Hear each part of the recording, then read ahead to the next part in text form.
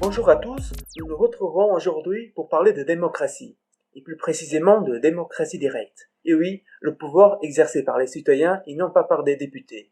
Et on parle avec vous, Monsieur Kennis. Bonjour. Bonjour. Alors, vous êtes député du Parlement bruxellois, élu justement en mai 2019 dans le cadre du mouvement Agora. Pouvez-vous nous en parler de ce mouvement? Tout à fait. Donc Agora, c'est un mouvement plutôt de démocratie délibérative, je dirais, que démocratie directe, parce qu'il y a quand même une différence importante. C'est un mouvement citoyen du coup qui veut plus de pouvoir pour les citoyens. Je pense d'ailleurs que la politique, comme on le fait actuellement, est une politique qui est trop gérée par les partis politiques, qui pensent pas assez sur le long terme et qui a parfois perdu la connexion avec l'intérêt général qu'elle est censée défendre. Et donc pour toutes ces raisons-là, nous on propose une assemblée citoyenne qui est composée par tirage au sort et qui aurait à terme un pouvoir contraignant, un pouvoir décisionnel sur la région de Bruxelles, capitale. Et vu que voilà, on n'y est pas encore, on s'est dit, on organise une telle assemblée nous-mêmes, on participe aux élections pour avoir un siège au Parlement et ainsi donner du poids politique aux décisions de cette assemblée citoyenne. Et donc c'est ce qu'on fait, c'est mon rôle dans Agora, c'est de défendre les décisions que l'assemblée citoyenne prend au sein du Parlement. Et voilà, c'est le principal de ce mouvement, d'organiser cette assemblée, aller vers une institutionnalisation de celle-là et entre-temps défendre ces décisions au sein du Parlement. D'accord, donc que tout le monde comprenne bien, votre but est bien de représenter les intérêts de l'Assemblée et pas le vôtre. C'est correct. Donc moi je ne défends pas au Parlement mes points de vue à moi. Moi ce que je fais dans le Parlement, c'est représenter l'Assemblée citoyenne bruxelloise, qui a d'ailleurs travaillé sur le logement, et donc il y a une trentaine de propositions concrètes, d'actions concrètes qu'on pourrait faire dans la politique, que j'ai présentées en commission de logement. Et ces actions-là, c'est le point de départ pour nous, pour nos actions politiques, pour des interpellations, des ordonnances, des questions, etc. Voilà, donc ça c'est notre point de départ pour la défense de l'intérêt de l'Assemblée. Après, on a un autre rôle dans le Parlement, et c'est pour aller vers cette institutionnalisation dont je vous parlais. Et donc là, on participe, on essaie d'améliorer tout ce qui est outils participatifs dans la région bruxelloise. C'est-à-dire, par exemple, récemment, on a fort aidé à l'élaboration de l'idée des commissions délibératives, qui sont aussi qui sont composées aussi des citoyens tirés au sort, avec des députés dans ce cas-ci. Et donc là, on a vraiment aidé à la réflexion et on a aussi voté pour ce dispositif qui, pour nous, va dans le bon sens. D'accord. Et donc, vous allez tirer des Bruxellois au sort et ensuite, vous allez faire du porte-à-porte pour demander à ces citoyens pour Agora. Plus pratiquement, ce qu'on fait, c'est qu'on envoie des milliers de lettres pour des bénévoles qui les distribuent. Et donc, c'est pas forcément porte-à-porte dans le sens où on sonne pas forcément chez les gens. On met plutôt des enveloppes dans leur boîte à lettres, dans lesquelles il y a une invitation pour rejoindre l'Assemblée citoyenne. Et donc, ce qu'on explique dans cette invitation, c'est que cette Assemblée citoyenne a un pouvoir politique qui est limité au mandat d'un siège dans le Parlement. Donc là, c'est quand même un pouvoir, mais il est limité, il n'est pas contraignant. Et on leur demande de typiquement, je dirais, les personnes plus âgées tendent à répondre plus favorablement à cette invitation que des jeunes, des hommes un peu plus que des femmes, et surtout des personnes avec un diplôme universitaire, par exemple, tendent à plus accepter l'invitation que des personnes, par exemple, sans diplôme secondaire. Et donc, ce qu'on fait dans un deuxième temps, sur tout le monde qui a accepté l'invitation, on fait un deuxième tirage au sort avec ces trois filtres-là, de genre, d'âge et de niveau d'instruction, pour avoir une assemblée citoyenne qui reflète la diversité de la région bruxelloise. Donc voilà, on invite les gens effectivement à participer, et on leur un peu pour ne pas avoir que des hommes blancs universitaires de 50 ans et plus. Mais pourquoi, justement, vous avez choisi au sein de l'Assemblée de mettre 89 et pas, par exemple, 90 ou 100 personnes? Bah oui, 89, c'est le nombre de députés dans le Parlement bruxellois, en fait. Donc, c'est vraiment pour aller vers une assemblée institutionnalisée. Nous, on aimerait que ce soit une institution comme le Parlement, qui a d'ailleurs autant de pouvoir, et donc pourquoi pas utiliser le même nombre. C'est vrai qu'on aurait pu faire plus ou moins, pas beaucoup moins, parce qu'il faut quand même cette diversité, il faut avoir une vraie délibération entre les différents gens qui sont là, et il faut avoir assez de différences. Et pas beaucoup plus, parce que si on est 1000, ça devient très compliqué aussi de l'organiser. Donc voilà, on s'était dit 89, c'est le nombre de députés dans le Parlement bruxellois, c'est intéressant. On prend ça. Mais d'ailleurs, là, le prochain cycle, on va tester un nouveau dispositif. Ce sera une assemblée réactive. Et donc, l'idée, c'est que cette première assemblée, elle était plutôt autonome dans la décision sur quel sujet elle voulait délibérer et émettre des avis. Là, pour le cycle réactif, on va plutôt demander à l'Assemblée de réagir par rapport aux textes qui sont proposés dans le Parlement. Et donc, on va leur vulgariser un peu les textes qui sont là, des ordonnances, des résolutions qui viennent des députés ou du gouvernement, et on va demander l'avis des citoyens pour que moi, comme député, je puisse introduire des amendements et voter dans le sens de l'Assemblée citoyenne.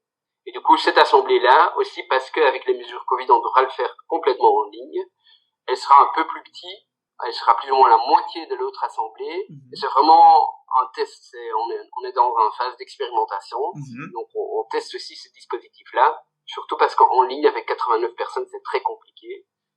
Déjà avec 40 ou 45, ça va être compliqué.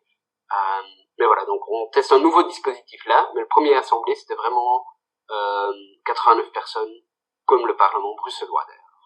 D'accord. Et quelle sera justement votre stratégie si un jour vous n'arrivez pas à atteindre cet objectif de représentativité?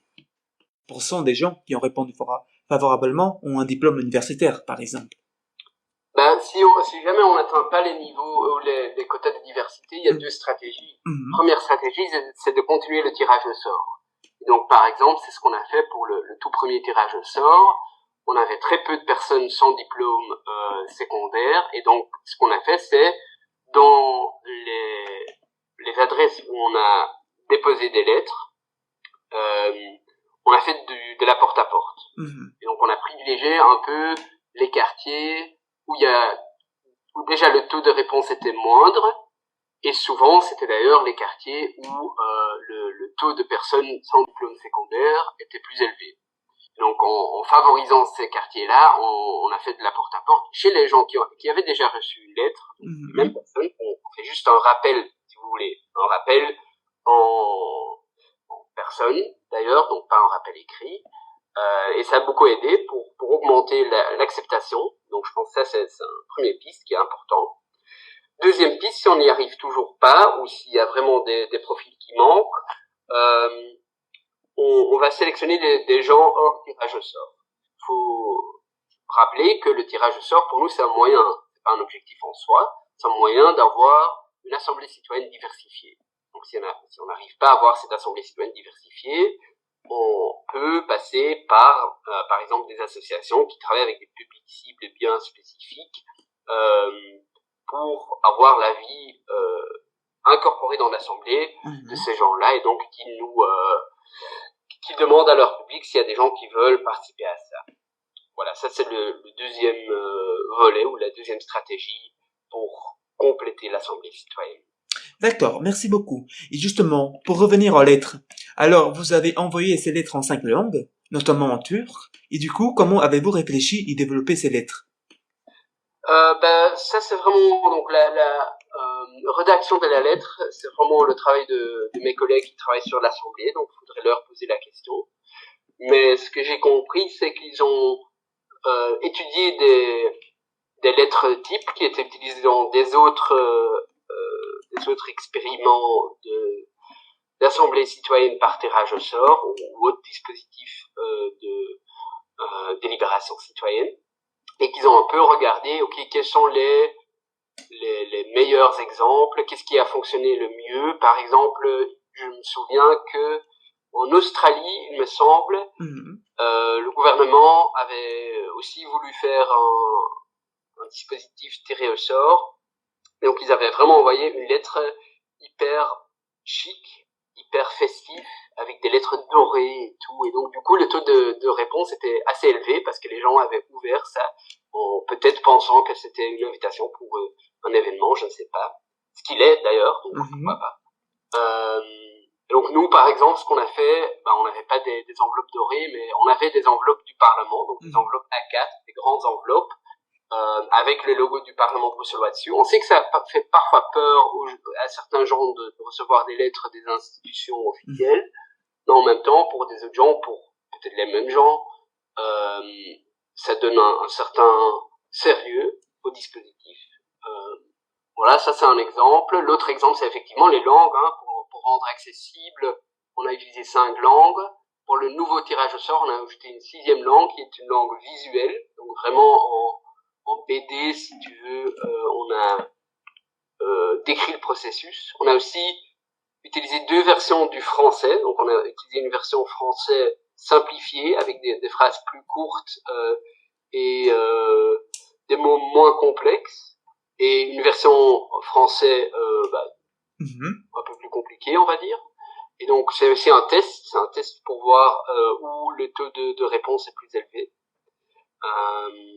Donc voilà, je pense qu'on a vraiment regardé ce qui a bien fonctionné ailleurs et qu'on a essayé d'implémenter ça au mieux. D'accord. Et vous croyez pouvoir convaincre comment? Parce que ça demande du temps de demander à des citoyens de s'engager dans la politique. En effet, ça ne va pas prendre, par exemple, 1 heure par mois, ce genre d'engagement. Le temps investi, ça dépend. Donc, pour le premier cycle, c'était un samedi par mois pendant 6 mois. Donc, ça faisait, disons, 6 heures par mois. C'était quand même conséquent. Plus la préparation. Et donc, ce qu'on trouve important, c'est qu'on enlève toutes les barrières à la participation. Première barrière auquel on peut réfléchir, c'est une barrière financière. Donc, on leur propose une rémunération bénévole pour le jour de préparation et pour le jour de présence. Et donc, pour chaque jour pour chaque combinaison de préparation et jour en présentiel, ou en visioconférence d'ailleurs, il y avait donc environ 60 ou 70 euros par participant qu'ils recevaient. Donc c'est une première chose.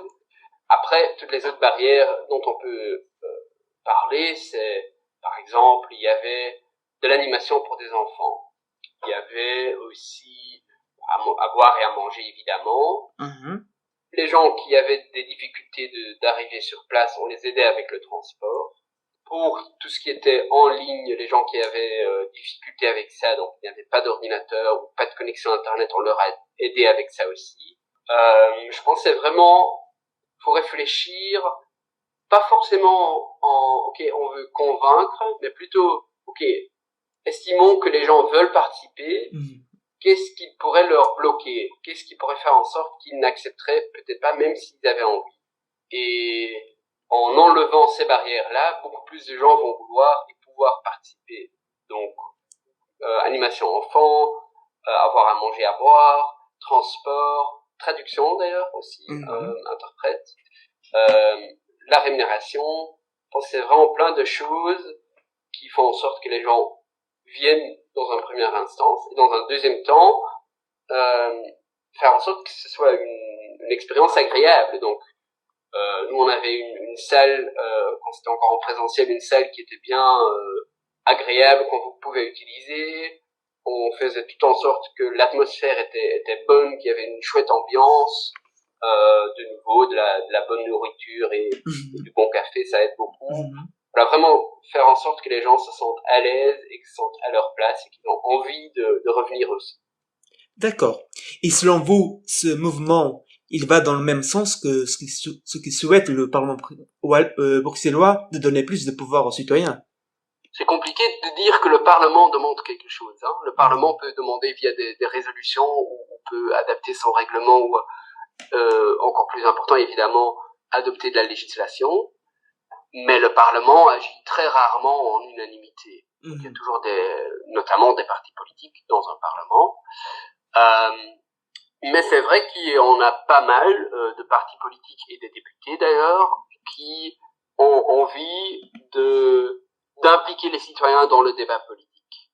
Après, faut vraiment bien analyser cela, parce que qu'est-ce que ça veut dire? Est-ce que ça veut dire entendre la voix des citoyens et puis quand même faire les décisions en tant que politique? Ou est-ce que ça veut dire vraiment un transfert de pouvoir? C'est quand même une différence importante. On a parlé des commissions mixtes. C'est vrai que les commissions mixtes, pour moi, ça va dans le bon sens, où on écoute les citoyens, on discute avec eux, mais c'est limité. Parce que finalement, dans les commissions mixtes, qui sont donc un dispositif avec 45 citoyens tirés au sort et 15 députés d'une commission permanente, finalement, les 45 citoyens votent avec les 15 députés sur les recommandations qu'ils ont fait ensemble, mais le vote des citoyens reste consultatif. C'est une contrainte constitutionnelle même. Donc on peut y faire très peu, on peut rien y faire en fait dans le Parlement bruxellois. Mais si on discute avec des députés ou avec des représentants des partis, beaucoup disent oui, des dispositifs citoyens, de la consultation citoyenne, pourquoi pas, c'est bien, il faut rapprocher la politique et les citoyens, mais ils n'ont pas envie souvent de donner vraiment du pouvoir aux citoyens, du pouvoir contraignant. Tandis qu'on remarque que pour beaucoup de questions, notamment sur le long terme, des questions qui font clivage, c'est très compliqué de faire des décisions politiques, parce que justement, c'est dans le court terme, c'est pas intéressant, on va perdre des élections par après. Le question climat, on dit souvent, on sait ce qu'il faut faire, mais c'est juste que nos systèmes ne nous permettent pas de faire ce qui est nécessaire. Et donc, moi je pense qu'il faut vraiment aller au-delà de la consultation populaire et donner vraiment une voix plus décisionnelle aux citoyens, d'où l'importance d'une assemblée citoyenne institutionnalisée. Et donc, pour cela, il faudrait passer via un changement constitutionnel, probablement, ce qui est compliqué. Mais voilà, pour moi, c'est une étape indispensable. En fait, on dit souvent, les gens ont perdu la confiance dans le politique. Il faut l'augmenter. Moi, je dis toujours, oui, mais mais il faut aussi commencer par l'inverse. Si on veut que les gens ont plus de confiance dans la politique, il faut faire en sorte que la politique a plus de confiance dans les gens. On laisse les gens choisir qui est dans un parlement par un vote tous les 5 ans. Donc on leur confie avec ça, mais pas avec une voix plus délibérative. Pourquoi pas? Donnons ce pouvoir aux citoyens, donnons cette responsabilité aussi aux citoyens, et donnons notre confiance comme politique dans les citoyens, comme premier geste. Si on veut que les citoyens font plus de confiance en politique, que d'abord les politiques donnent plus de confiance dans les citoyens pour les décisions sociétales à prendre. Je pense que ça, c'est vraiment une première étape. Et si je dis ça, et si on parle de ça, de vraiment des pouvoirs plus importants pour les citoyens, alors beaucoup de partis politiques notamment ont quand même peur. Ils disent oui, mais les gens n'ont pas assez d'informations. Oui, mais ok, dans un processus délibératif, il y a toute une étape d'information. Oui, mais un processus délibératif, ce sont que des gens choisis par hasard, c'est pas légitime. Bah ok, mais une élection, c'est aussi 89 personnes dans le Parlement bruxellois qui ont presque tous un diplôme universitaire, par exemple, 95%, je pense. Donc, quelle légitimité est-ce qu'il y a là? Quelle diversité, quelle vraie délibération est-ce qu'on peut avoir si tout le monde a un peu le même profil? Donc voilà, je pense qu'il y a quand même encore du travail sur la planche pour que la politique puisse redonner ou donner la confiance aux citoyens. D'accord. Et justement, comment expliquez-vous que la démocratie représentative soit de plus en plus en crise? La démocratie représentative, c'est vrai qu'elle est de plus en plus en crise. Il y a de moins en moins de confiance dans nos institutions, dans nos élus, encore moins de confiance justement dans les partis politiques. Je pense qu'il y avait une étude, mais je ne sais plus par cœur les chiffres, mais en France ou en Italie, il y avait 2/3 des citoyens presque, ou plus que la moitié en tout cas, qui trouvent que leurs représentants ne leur représentent plus, mais représentent plutôt des intérêts commerciaux, etc. C'est vraiment problématique, je pense. Pourquoi est-ce que c'est comme ça? Moi, je pense qu'il y a plusieurs éléments.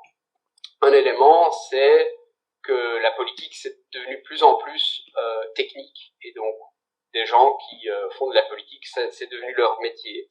Ce qui fait en sorte aussi qu'ils restent coincés dans ce métier-là et perdent de plus en plus la connexion avec le reste du monde. Deuxième élément, on a un système politique où les parlements en soi ont très peu à dire. Par exemple, le Parlement bruxellois, il a des compétences, et c'est vrai qu'il peut faire des différences, mais en même temps, il opère dans un monde qui est aussi géré par un Parlement fédéral, par un Parlement européen, et encore beaucoup plus par un monde économique, parce que on peut pas, on peut pas construire des milliers ou des millions de logements sociaux si on n'a pas les revenus.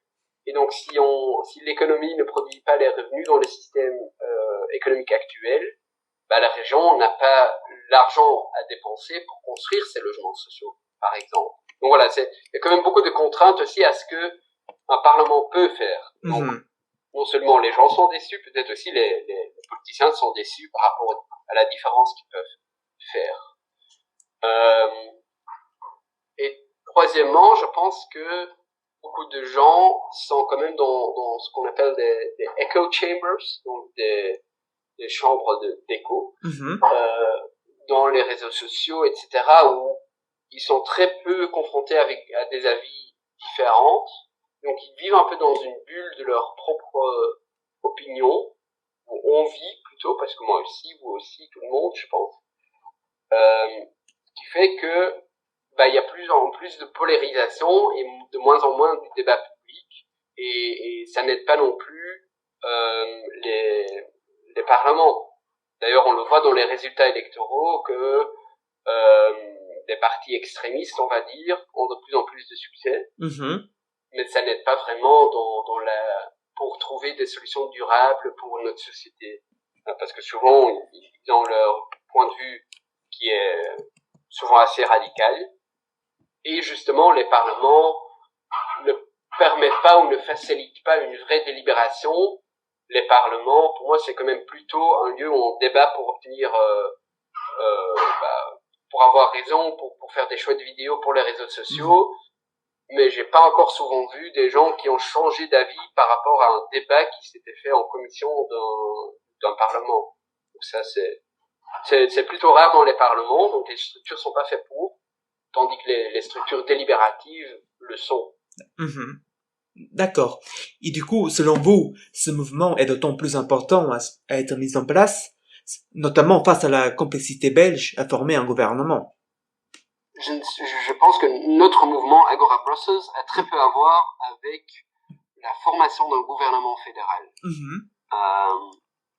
Par contre, si on parle du mouvement vers plus d'extrémité, plus de polarisation dans la société, et du coup dans les résultats électoraux, alors oui, ça ne facilite pas la formation d'un gouvernement. Mais voilà, je pense que une assemblée citoyenne, notamment bruxelloise, ne solutionnerait peut-être pas ce problème-là bien spécifique de la formation d'un gouvernement fédéral. Mais il y a vraiment une complexité belge, et je pense que là, par contre, la complexité belge, avec les régions, les communautés, les commissions de communautés, le fédéral, à Bruxelles, on a les communes, la région, la COCOM, la COCOF, la VGC, etc. C'est ça, par contre, la complexité institutionnelle belge, ça complexifie encore la formation d'un gouvernement fédéral. Ça, je pense que oui. Et je pense que, du coup, ce serait intéressant de concevoir une éventuelle réforme des institutions, pourquoi pas une simplification, vraiment de manière citoyenne, une refonte de la Constitution, avec des citoyens, si vous voulez. Mhm. Donc ça, c'est vraiment une piste à creuser, parce que si on laisse de nouveau les partis politiques dessiner la structure qui leur arrange, c'est pas forcément ce qui arrange la plupart des Belges. Mhm. On remarque ça à Bruxelles, hein, par exemple, beaucoup de gens parlent des deux communautés, par exemple, hein, les néerlandophones et les francophones. Moi, je suis néerlandophone à la base, je me sens pas bruxellois néerlandophone, ou flamand bruxellois, ou bruxellois flamand, je me sens bruxellois tout simplement, et je pense qu'il y a surtout plein de bruxellois qui sont ni néerlandophones ni francophones, qui sont, je ne sais pas, qui parlent l'espagnol, qui parlent le turc, qui parlent l'anglais, le roumain, le polonais, j'en sais rien, et qui, du coup, ne sont pas représentés forcément dans cette structure, dans ces institutions, d'où l'importance de concevoir les structures avec les citoyens, parce que si on le fait avec les politiques, on va que reproduire ce qu'il existe quelque part, et on va pas forcément s'ancrer sur ce qu'il existe sur le terrain, parce que la politique a toujours du retard par rapport à ce qui se fait en réalité. Mhm. Et ce serait dommage si on repense nos institutions belges et qu'on le fasse pas avec les gens concernés. D'accord, merci beaucoup. Et pensez-vous qu'un consensus parmi les 89 citoyens sera possible? Si un consensus parmi les 89 citoyens serait possible? Oui. Je ne sais pas s'il faut toujours viser le consensus. Nous, ce qu'on vise, c'est plutôt le consentement. Mhm. Et donc, par exemple, pour la résolution sur le logement, on a fait un vote à la fin. Et pas tout le monde était pour toutes les propositions. Donc, il y avait en règle, je ne sais plus exactement comment, mais on pouvait voter de manière nuancée.